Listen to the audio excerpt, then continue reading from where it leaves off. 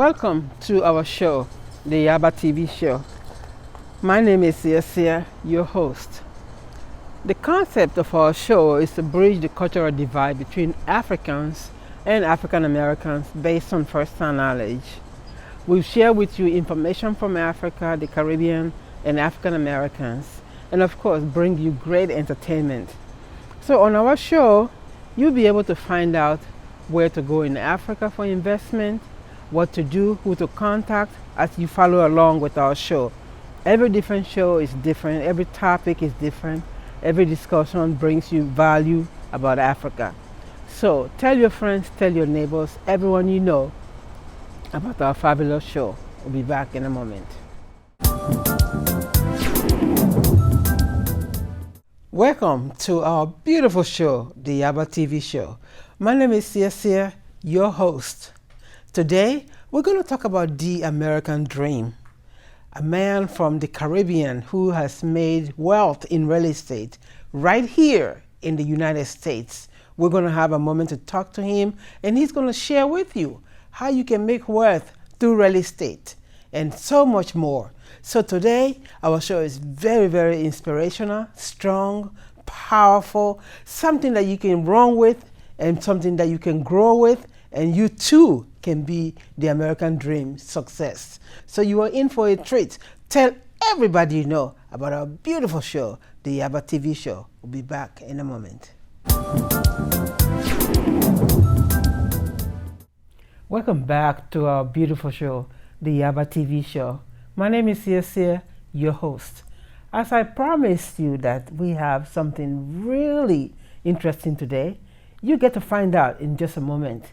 My guest is Louie Harrison from Jamaica originally, the Caribbean, and he's been in the United States for so long. He's going to tell us about that in a minute.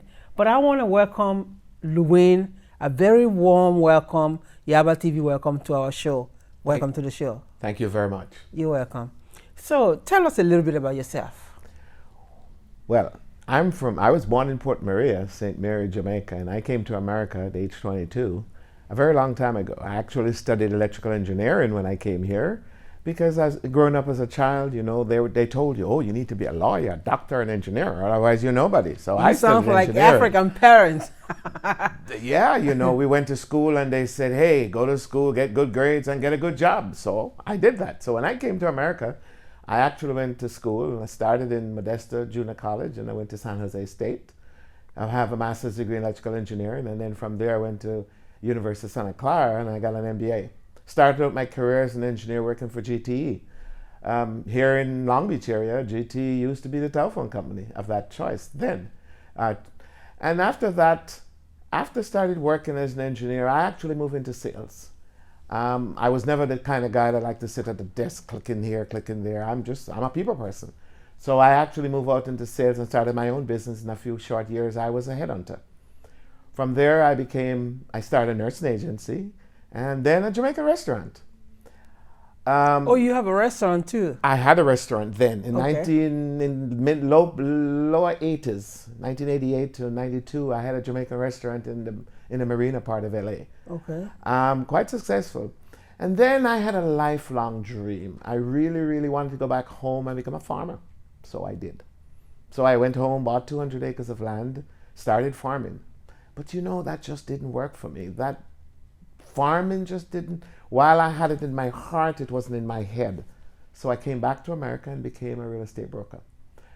And this is where my dream is. So today I'm a real estate broker. I own a ERA franchise in Chino Hills.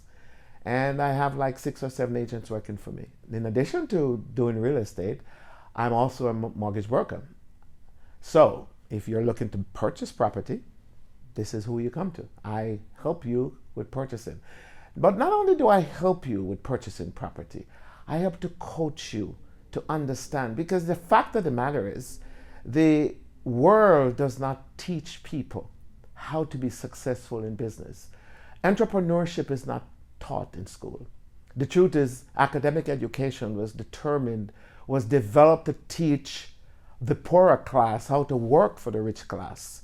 And while my grandparents and parents, and we said earlier, taught me that go to school, get a good education, get a good job, that's not where it is. Working for yourself and actually investing in real estate. Real estate is the single most popular vehicle for creating wealth. I know in the 90s we had the dot-com age, and a lot of people, the Facebook, the Googles, made money because of the computer world. But in the long run, over the years, real estate has been the vehicle for producing wealth. Interesting.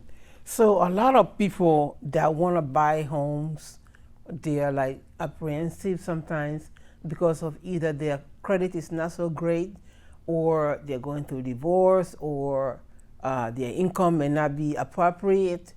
All of that combination, what role does it play in buying a house? Let me address that a little bit. There are three major factors in buying a house. The first one is income. Number two is consistency, being on doing the same type of work for a minimum of 2 years. And the last one is the credit. And I said last, but not by no means least. Credit is very important. And in some communities, we don't respect credit. The fact is, the society in which we live in do not teach us about credit. Most people don't know anything about credit. As a matter of fact, just before I came here, I was speaking to a lady. She told me for the past 10 years, she hasn't looked at her credit score. And that's terrible. Because when we start looking at buying real estate, mortgage brokers look at, and again, several things. Your income, you've got to have the income to be able to pay back that loan. If you don't have it, unfortunately, you're not going to be able to buy property. They look at how much money you spend based on how much you can borrow. So for instance, if you have credit cards, a lot of people think that credit cards are bad. No, they're not. Having credit cards is a good thing. What is bad is how you use the credit that you have on your credit card. And how you pay back. How you pay it. How you use and how you pay it. For instance, let's say you can borrow a total of $20,000, but you maxed out your card to $19,000. It's going to be very difficult to get a house because invariably your score is going to be low. But I want to tell you something. Unbeknownst to a lot of people, you can actually buy a house if your credit score is at 580. Yes. 580. Most people do not know that. Yes. An FHA loan, 3.5% down, and a credit score of 580 can buy you a house. But there are other factors that you have to meet, meaning that you have to have the capacity to pay back that loan. And they're looking at your income. And they're going to look at your income. So for instance, let's say, I'll give you an example. I met with a couple once, and they said to me, Lewin, gee, help me, we want to buy a house. And I walked in and started talking. The gentleman's car payment was $900 a month. 900? 900. The wife's car payment was $600 a month. That's 15 right there. Now, think of it. You're trying to buy a house. Your payments are now, just your car payment alone is $1,500 a month. We haven't started talking about what's the mortgage. The mortgage yet. We haven't started talking about other bills, just the car payments. Now, how do you expect to buy a house when your car payment is $1,500 a month? Unless, of course, you're earning 20, then you're good. Typically in the mortgage industry, there's the ratio to how much you earn divided by how much your cost is, monthly cost is divided by how much you earn should be at least 50%. So if you're making, the average person, let's say you're making $50,000 a year. Mm-hmm. So that means that's $4,000 a month. That means your payments, mortgage, car payments for other bills should not be more than $2,000 because you're only making $4,000. How many people have that control? And this is the biggest problem in buying real estate, is that we don't control our spending. The properties are out there. Right now, the real estate market is booming. In the last 9 or 10 months, California real estate, especially in the Los Angeles area, have gone up 7 to 10%. It means that if you own a property that's valued at $1 million, you have gained $100,000 just by sitting on it. And that's a way to grow, to have wealth. So let's talk about your hometown, Jamaica. What is the difference in owning a home in Jamaica versus owning a home in the U.S.? Okay, in Jamaica, to buy a home, invariably, you have to have cash. 90, anywhere from say 50 to 60% of the cost of the home. Otherwise, forget about buying. There isn't it's much. not like here. You It's have not like the leverage. here. I just said it earlier. An FHA loan, we have conventional loan right now, 3% down. In other words, if you're buying a $500,000 house, $15,000 down can get you the house. You need another $5,000 or $6,000 on top of that for the closing costs. So for $20,000, you could buy a $500,000 house. If I was in Jamaica, I need $300,000 or $400,000 because the bank's not going to lend me the money. They just won't. There's mortgage banking. It's like in Africa when someone says they have a house. Yes. You can more or less bank on the fact that it's almost paid for. It's almost paid for. It's either paid for completely or it's almost paid for. Because they don't loan you and give you that leverage to say they give you 30 years to pay. No. There are those loans. I mean, in Jamaica, we do have mortgage banks, but it's preferential in terms of who they lend to. Oh. They're also that factor. Let's not face it's it. Almost That like factor here exists. with insurance, the zip code, it plays a role. Without question. Without question. Zip code plays a big role, not only in insurance, in so many things. And as much as they talk about we shouldn't have redlining, which we all know is a bad thing, it still exists. Mm-hmm. It's unfortunate, but it exists. Mm-hmm. So let's talk about your American dream. My American dream when I came to America, of course, as I said before, I grew up to get a good education, get a good job. Let me tell you what turned me off. After I got the good job, and I did say I got the good education, I have 2 master's degree, I actually tried to go back to Jamaica to get a job. And I was actually told, go back to America. You're too qualified. It's a misnomer. It's a fact. It's a misnomer because the fact is the people with money and those who have good jobs in large companies back in the Caribbean do not want to see motivated, highly educated youngsters like me come back. In the 70s, a minister of government told me, go back to America where you come from. We don't want you here. You're too qualified. You would not believe that, but I've experienced it. It is a fact. And you had in mind, let me go back and be a contributing I member had in mind to go back my and contribute. community, in my country. Definitely. I wanted to do that when I was a youngster. And then all of a sudden you say, go back to where you came from. Didn't work. It didn't work because the ones who are there, who are now succeeding in corporate Jamaica, didn't want to see young, educated Jamaicans like me come there because in their place, you're taking their jobs away from them. So unless you get interviewed by an owner, invariably that good job, you're not going to get it. It just won't. So I came back to America because even when I went back to Jamaica to become a farmer, it wasn't easy getting into the system. It wasn't easy. I can imagine. It wasn't easy. Yeah. Because while I was working as a farmer, it was nice to be the farmer. I love the job of being a farmer. But I tell you, the fact is, when I go into corporate Jamaica, it was like, what do you do? Farming? Ah, are you sure?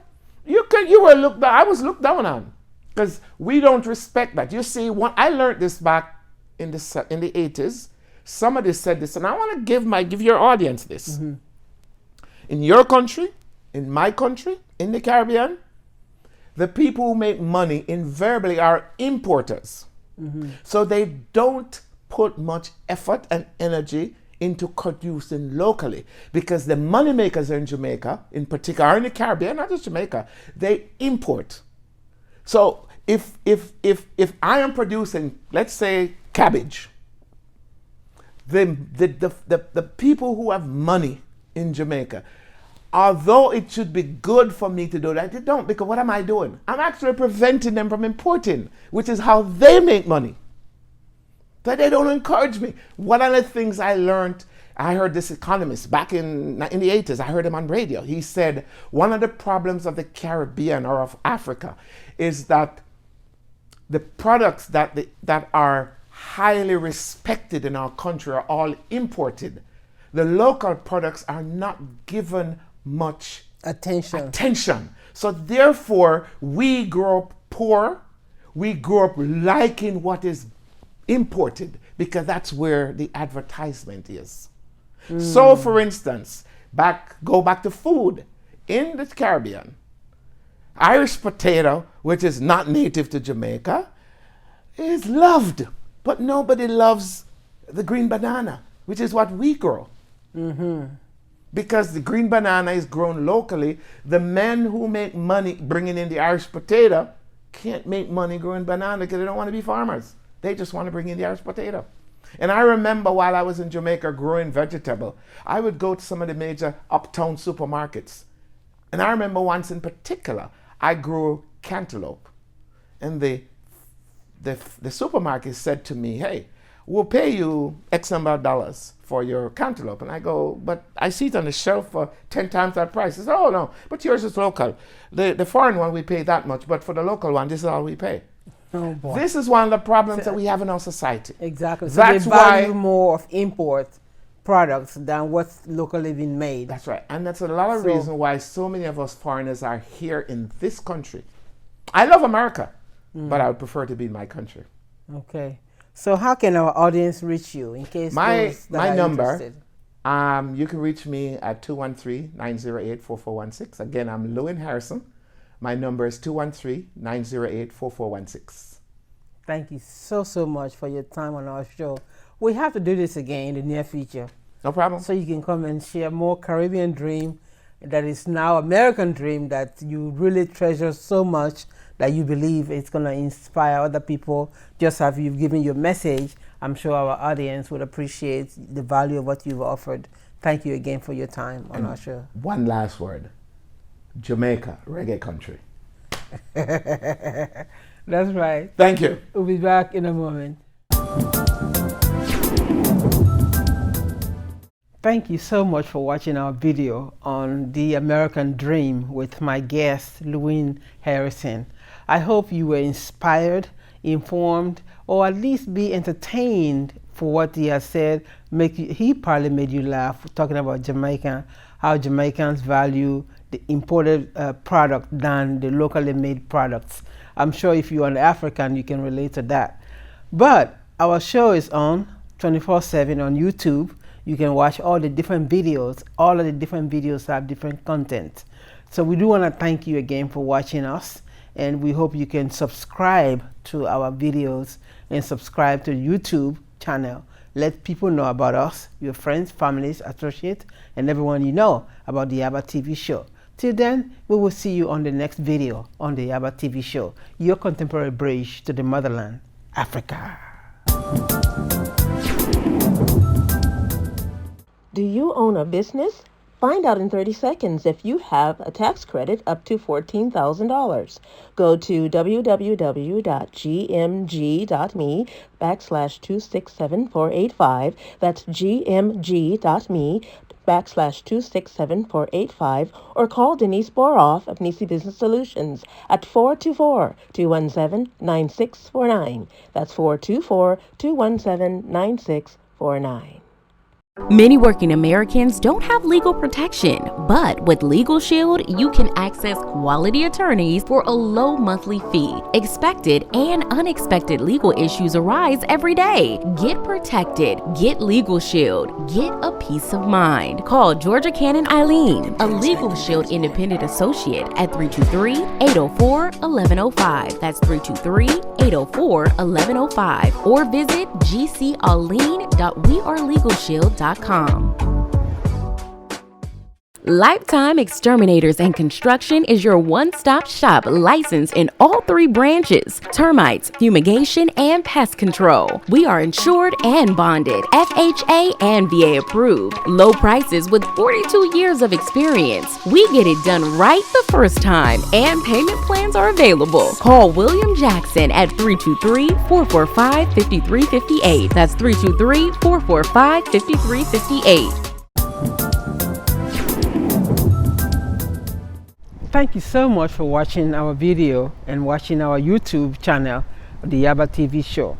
We are on 24/7 on YouTube channel, Yaba Media. So tell your friends, tell your families, tell everybody you know. Remember to like, share, and subscribe. That's the way we can grow, so we can bring you interesting shows about Africa. Till then, we will see you on the next video on the Yaba TV show, your contemporary bridge to the motherland, Africa.